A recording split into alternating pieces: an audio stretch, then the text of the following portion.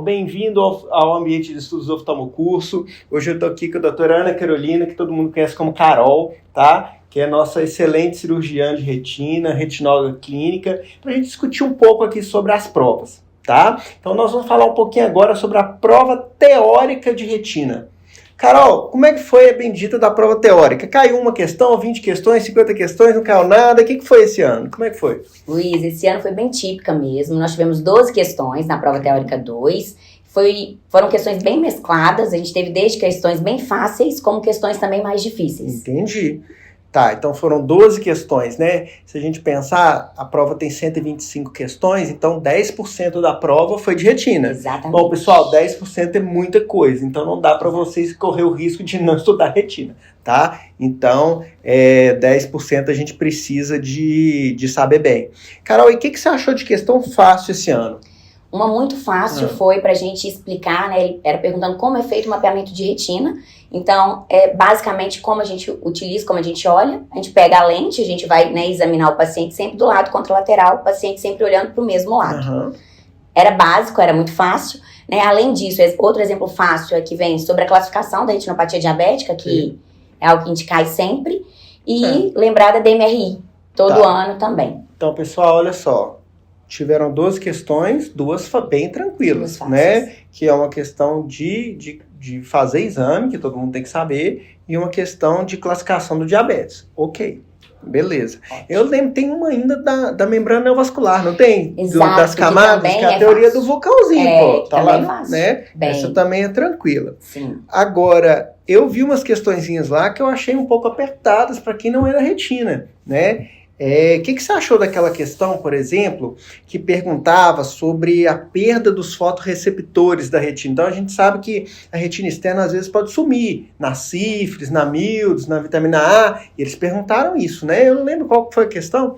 Foi uma questão sobre mesmo o desaparecimento, né, da zona elipsoide, reversível, e a resposta era a neuroretinite, né, macular aguda. Que é uma doença que não é todo mundo que conhece, que não está acostumado, né? É uma doença, uma uveíte, um pouco mais rara. Então, essa eu achei uma questão mais difícil.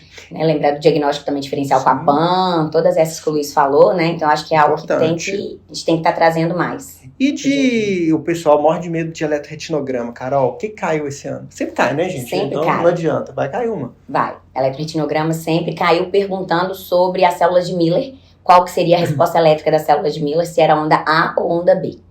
Entendi. Então, isso aí vocês têm que lembrar, né? Ó, já caiu eletroretinograma para doença da retina, né? Míosis, por exemplo. Já caiu eletroretinograma para doença da retina, como oclusão.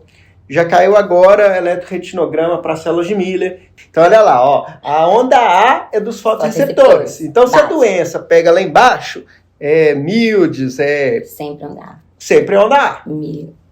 Pegou o fotorreceptor? Onda A. Agora, se pegou a parte interna, né? A máquina, células de Miller, oclusão de veia, oclusão de artéria, tudo onda B. Então, você vê que é um negocinho chato, que é decoreba, mas que a gente precisa de ficar atento aí para a hora da prova, beleza? Certo. Show. O que mais, Carol, caiu nessa prova? Exemplo difícil foi a questão da B-Dump, que era... Nossa, essa foi bem difícil, né? Eu acho que ninguém nunca nem tinha ouvido falar em B-Dump, vocês, né? Mas isso aí. Sim, que é associado principalmente a síndromes paraneoplásicas, só que é quando a gente tem uma proliferação ali melanocítica difusa, ela é uma doença bilateral, muitas das vezes a gente confunde pensando que pode ser questão do, né, eles usaram muito isso do melanoma, né? Verdade. Mas, na verdade, o principal é a gente estudar bem ela e saber que a principal associação são da questão das síndromes paraneoplásicas. E outra coisa que tem caído todo ano, tumor.